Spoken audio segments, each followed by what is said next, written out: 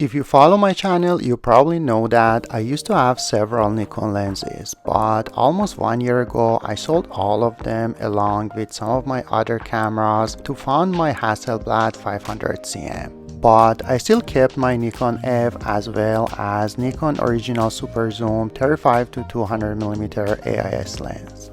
But even this lens, I wasn't using it that much, so I decided to sell it. But just before listing it, I found something on Facebook Market that got me curious. And it was the Tamron 35 to 210mm Adaptall lens. It was only $60 Canadian and it came with Nikon and M42 adapters. After some research, I found that in 1973, Tamron came up with this adapter system that lets you use the same lens on different mounts. The Tamron Adaptall supports almost all of SLR mounts including Nikon F, M42, Minolta SR, Pentax K, Canon FD, and so on. And there are many lenses available for this system. So let me show you how it works. First, there is this switch here that if you press it, it releases the adapter. And you gotta twist it to open it. Without the adapter, the lens looks so weird. And if you want to put it back, you just need to line up this green mark and twist it. And of course, in the mount we have the traditional SLR mechanism for the aperture that keeps it open when focusing and stops it down to your selected aperture when taking the shot. The Nikon adapter even has this rabbit ear mechanism that you can use with photomic viewfinder of Nikon F. So I got the $60 Tamron lens with both adapters, and you probably know that I have a Zenith 122 that was my first SLR camera. And here it is in all of its glory, a new lens for my Zenith after almost 30 years.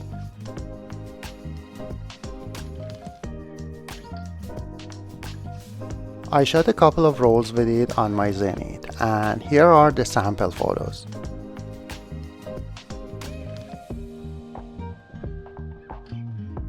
I wanted to keep it exclusive to my Zenith, but someone bought my Nikon 35 to 200 for $250, almost 4 times of the money I had paid for this Tamron. Then I actually used the Tamron on my Nikon F camera. It's not a bad lens, only 83 grams heavier than the Nikon, and the performance is comparable. They both have a push-pull zoom, similar aperture, and also similar 1:4 macro mode. The only downside on the Tamron is that sometimes when I want to put it in macro mode, I accidentally touch this release button and it opens the lens from the mount, but I quickly learned how to deal with it. So let's take this lens and the Nikon F out to shoot a roll of Kentmere 200 on a snowy day.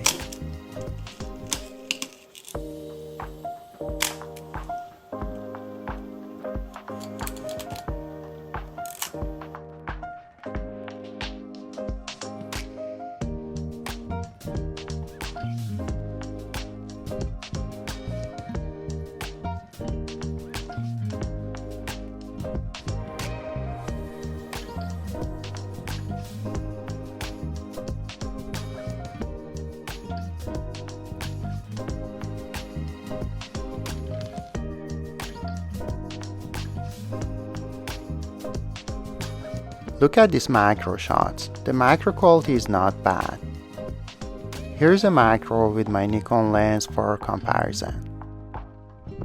So what do I think about this lens?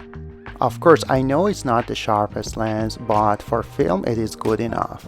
And I think the low price, massive zoom range, and convertible mount makes it a nice Swiss Army of a lens that you can use on various camera bodies.